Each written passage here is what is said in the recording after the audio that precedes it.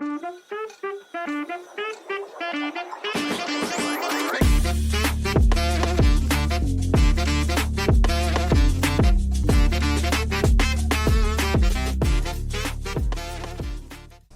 आता है मिस्टर अकबर की तरफ से। वो पूछते हैं बेगम के साथ जाना चाहिए या बेगम के बगैर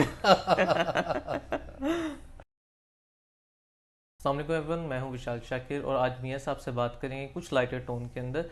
मियाँ साहब, अब बहुत सारे लोगों ने आपकी एलएलएम और बार एट लॉ वाली वीडियोस को बड़ा पसंद किया, तो मेरे ज़हन में आइडिया आया और मैं बताता चलूँ कि मियाँ साहब ये वीडियो बनाने के लिए राज़ी नहीं थे। ये ज़बरदस्ती इफ्तार के बाद बिठाया हुआ है और वो कॉफ़ी पी के निकल रहे थे। मैंने कहा नहीं, एक वीडियो बनाता चलें। तो अच्छा सर, मैं जानना चाह रहा था और बहुत सारे व्यूअर्स भी जानना चाह रहे थे, but was your journey regarding your LLM?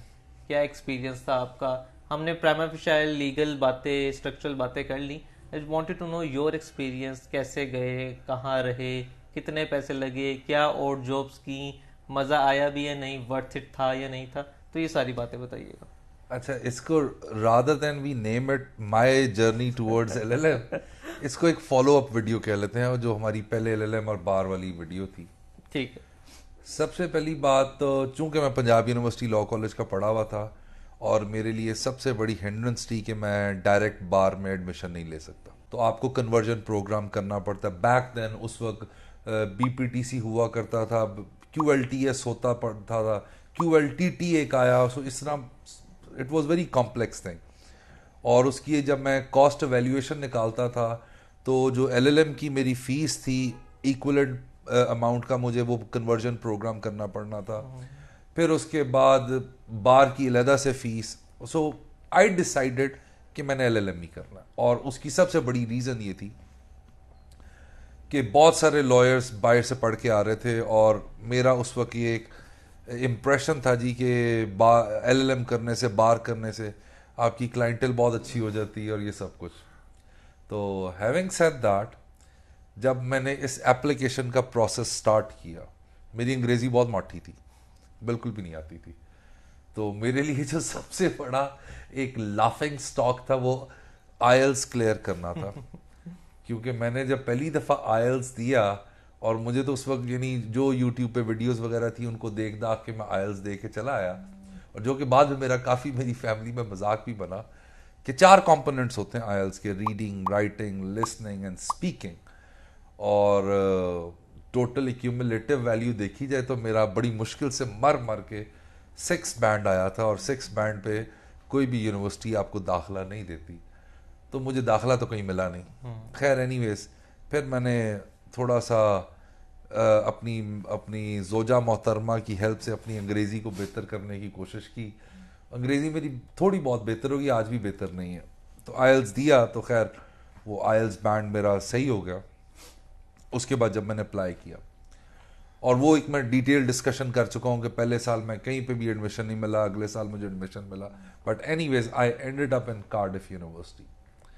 अच्छा, कार्डिफ के अंदर it was very tough for several reasons, क्योंकि मुझे शौक चढ़ा हुआ था एलएलएम करने का, पैसे कोई ख़ास थे नहीं, और जो सपोर्ट थी वो ऐसे लोगों से सपोर्ट थी कि मैं एक्सपेक्ट भी नहीं कर सकता था जिनसे मुझे फाइनेंशियल सपोर्ट थी।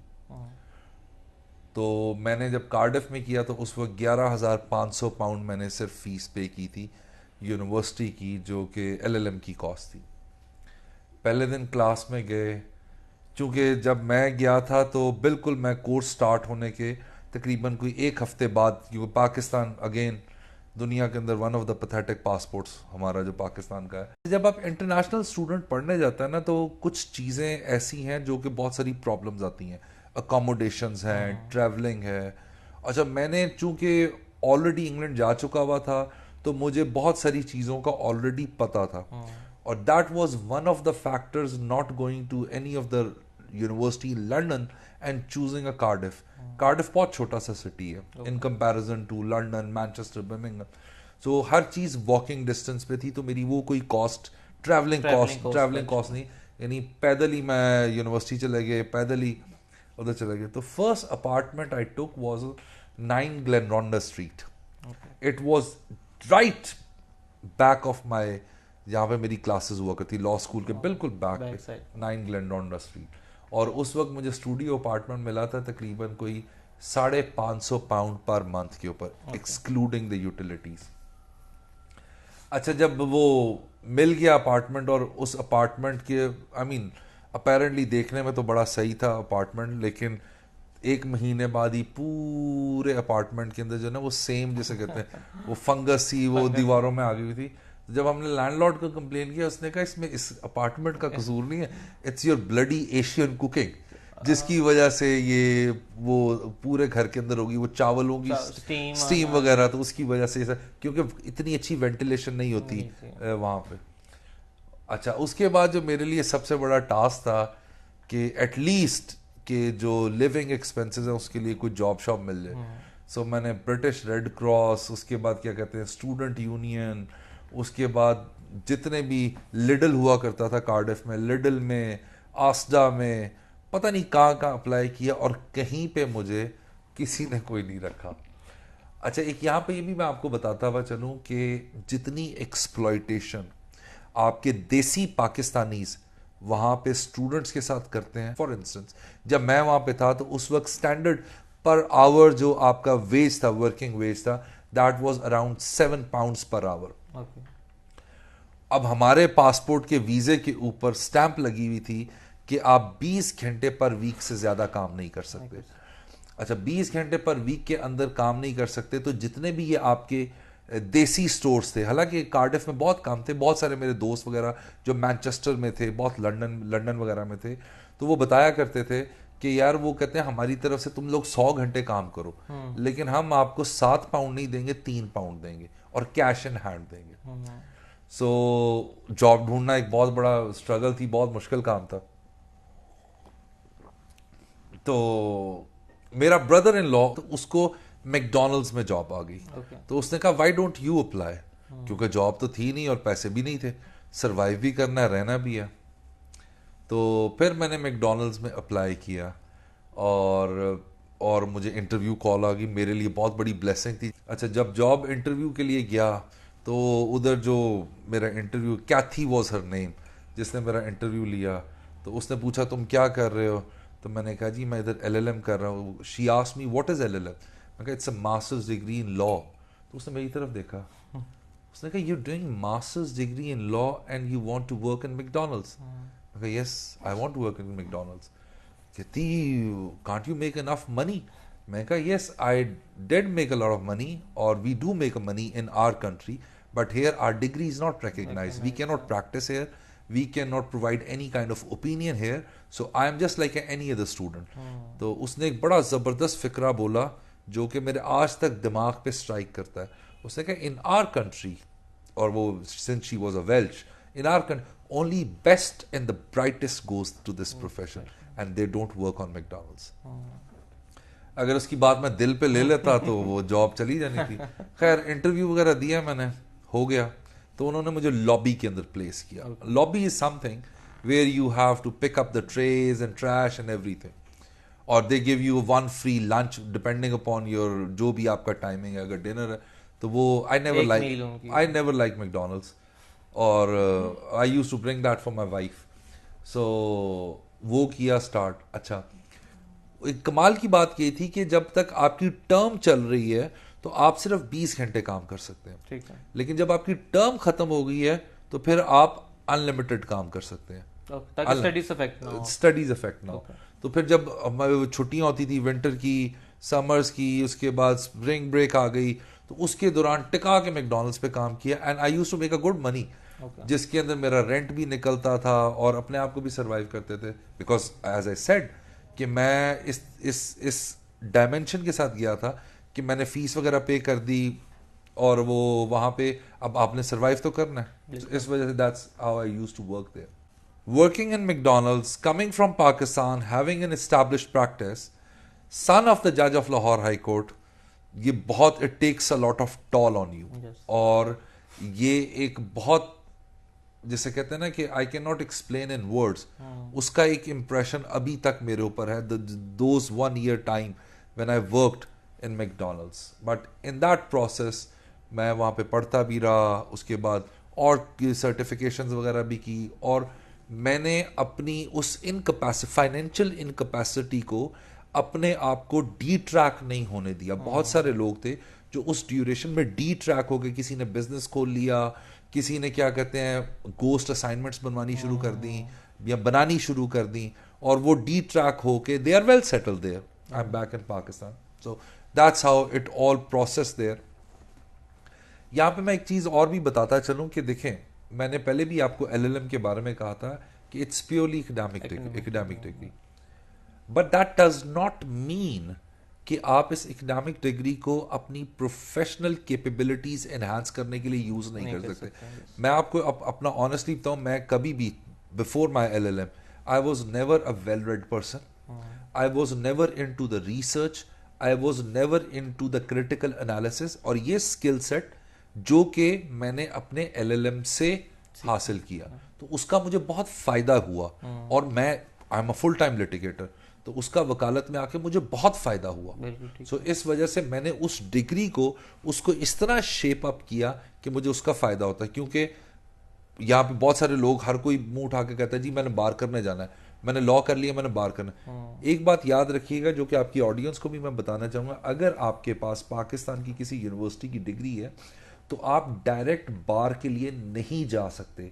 आपने अपनी लोकल डिग्री को एट पार लेके जाना है ब्रिटिश लॉ डिग्री के साथ, तो उसके बाद आप बार वगैरह कर सकते हैं, उससे पहले नहीं कर सकते। यस, एलएलएम के लिए कोई रिक्वायरमेंट नहीं है। एलएलएम के लिए यू कैन जस्ट अप्लाई, और अप्लाई करने के लिए आपने देखा होगा पाकिस्तान के अंदर बहुत सारे कंसल्टेंट्स भी खुले हुए हैं। They charge you know a lot of money कि मैं आपको इतने पैसों का स्कॉलरशिप लेके दूंगा, इतने पैसों का स्कॉलरशिप लेके दूंगा। मैंने अपनी एप्लीकेशंस खुद की, मेरे साथ मेरे एसोसिएट्स जो पढ़ने गए बाद में, उन्होंने अपनी एप्लीकेशंस खुद की। आप अपनी एप्लीकेशंस को खुद उस यूनिवर्सिटी की वेबसाइट को पढ़ें, तमाम का तमाम तरीक़ाकार वहाँ पे प्रोवाइडेड होता है वेयर यू कैन अप्लाई। और if you can afford it, all it's my recommendation, target London if you can afford it, because London is a very expensive.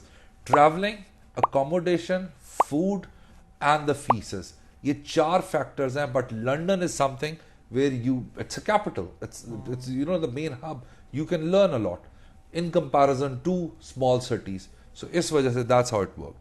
जैसे कुछ सवाल भी मेरे पास आए थे, हमने कमेंट बॉक्स स्पेशली आपके लिए सवाल जो निकाले हैं। इसमें एक क्वेश्चन आता है मिस्टर अकबर की तरफ से, वो पूछते हैं बेगम के साथ जाना चाहिए, बेगम के बगैर अच्छा, साथ जाना चाहिए कि नहीं साथ जाना चाहिए? मैं इसका ये जवाब दूंगा, इट डिपेंड्स। मेरी जो ज़ौजा मोहतरमा है, she is very intellectually, academically well sound woman, और वो मेरे से पहले जा चुकी थी, तो मैं उसके बाद गया था। सो इस वजह से इट ऑल डिपेंड्स कि I don't believe on this fact कि जी इफ़ यू आर मैरिड, तो बहुत सारे लोग हमारे एसोसिएट्स में से गए हैं, families are back in Pakistan. Again Vishal, ये सब डिपेंड करता है आपकी फाइनेंशियल कैपेसिटी के ऊपर, और उसके ऊपर जरा आप स्टैटिस्टिकली आप डेटा निकाल के देख लें। Majority of the British economy is on the international student, so if you can afford it, it's a very good place to go. But if you can afford that, तो my recommendation, go US, not England, not London यानी UK, go US, क्योंकि economy बड़ी है, exposure बड़ा है, universities बहुत कमाल की हैं, और in comparison to the British universities. आप तो सेटल क्यों नहीं हो गए? You had a good opportunity, job भी थी, बेगम भी उधर थी, तो नॉट सिर्फ वो वहां पे थी, I had a very good offer. Okay, my wife was teaching for university of Nottingham, और she had a good pay scale over there. और ये जिसका जिक्र मैं पहले भी कर चुका हूँ कि the biggest difference we have today is because of this point that she never wanted to come, I wanted to come, और in her own opinion or argument she might be right. In my opinion, I was the only one who was carrying the legacy of my father, so I had to come back. I want to stay here, I want to survive in this profession, I want to make a little bit whatever I can contribute or name in this profession. So that's why I came, इसी वजह से मैं कोई वापस। Decision regret करते हैं वापस? Never, not for a second, not for a second, not for a second. I am meant to litigate, I am here to litigate and I shall be litigating. Sir, इसको wind up करने से पहले I would want to ask you, was it worth it, the experience of going to Cardiff to do your LLM, इतना बाहर जाना? Because I remember that you left your practice when you went for Oh, LLM, yes. and when you came back you had to start it from the scratch, so it was a like restart button all over again. तो worth it था या नहीं? विशाल, it varies. पता है, बहुत सारे लोग ये कहेंगे कि इट्स नॉट वर्थ इट, कि अगर आप इतने पैसे लगा रहे हैं अपने जाने पे, वही पैसे आप अपने ऑफिस पे, अपनी पर्सनल ग्रूमिंग पे, अपनी क्लाइंटल पे, अपनी नेटवर्किंग के ऊपर इन्वेस्ट करके आप ज़्यादा बेहतर बना सकते हैं। क्योंकि जब आप अदालत के अंदर ना, then it is between a lawyer versus lawyer, कोई डिग्री नहीं मैटर कर रही, Yes, definitely. डिग्री नहीं मैटर कर रही। सो इस वजह से it all depends. For me, अगर आप मुझसे पूछें तो मुझे ये लगता है कि इट वॉज वर्थ इट, और I have learned a lot from travelling. वैसे भी कहते हैं ट्रैवलिंग करने से आपकी ग्रूमिंग के अंदर, आपके अंदर सीखने में वो बहुत, आपके नॉलेज में बहुत फर्क पड़ता है। I have learned a lot, I have known many things which was not known to me prior to going abroad. So इस वजह से मुझे तो बहुत फ़ायदा हुआ honestly.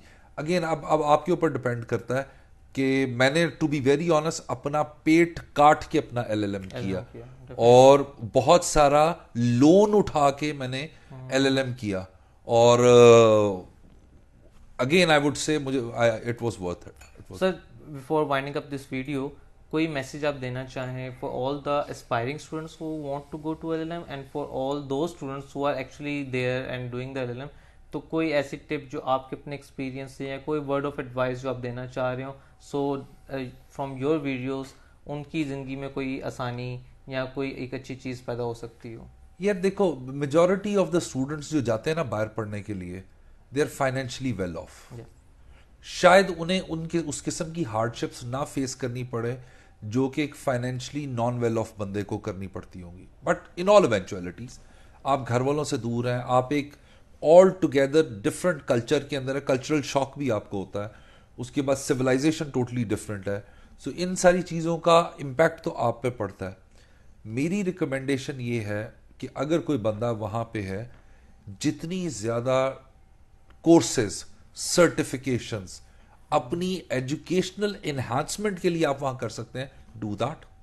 जितनी अच्छी नेटवर्किंग बिल्ड कर सकते हैं वहाँ पे, डू दैट। अपने आप को साइड ट्रैक नहीं करना, साइड ट्रैक, क्योंकि वो लाइफ बहुत अलोरिंग लाइफ है, इट अट्रैक्ट्स यू। यानी किसको बुरा लगता है कि यहाँ अगर विशाल साहब सोचे BMW लेनी है, लेक्सस 570 लेनी है, मर्सिडीज लेनी है, तो इट टेक्स अ नस्लें to get that kind of a car. वहाँ पे it's just a matter of a mortgage, जाओ जाके जो मर्जी ले लो, घर ले लो, सारा कुछ ले लो। सो वो लाइफ बहुत अलोरिंग है। Now settling in that life is also a good thing, और उसके बाद अगर आपने वापस आना है तो मेरा ये कहना उन तमाम स्टूडेंट्स को जो अभी वहां पे मौजूद हैं, अगर आपने वापस आना है तो किसी मकसद के तहत वापस। मेरे लिए वापस आने का मकसद ये था कि मैंने अपने वालिद साहब का नाम इस फील्ड में रखना है। Nobody knows me, everyone knows me because of my father, so I have to carry on that, you know, legacy क्या कहेंगे, जो थोड़ा बहुत मैं कर सकता हूं मैंने वो करना है। If you have the good opportunities there, stay there, क्योंकि पाकिस्तान के अंदर ये प्रोफेशन बहुत टफ है। It's not as tough in the western world. अगर आपको देखा जाए, अगर आप एक सिस्टमैटिक रूट से होके आते हैं, it's not very tough. Pakistan में इट्स वेरी टफ। सो इस वजह से जो वहां पे हैं, if you want to come back, किसी मकसद के तहत वापस आए and try to make a difference when you are coming back. और जो बहुत सारे लोग बाहर जाके पढ़ना चाहते हैं, आई वुड रिकमेंड यू कि अगर आप फाइनेंशियली वेल ऑफ नहीं है तो search for the scholarships. Scholarship के ऊपर जाके पढ़ने का मजा और नशा ही कुछ और है। और जेब से पैसे दे के पढ़ने के वो चुभते हैं पैसे।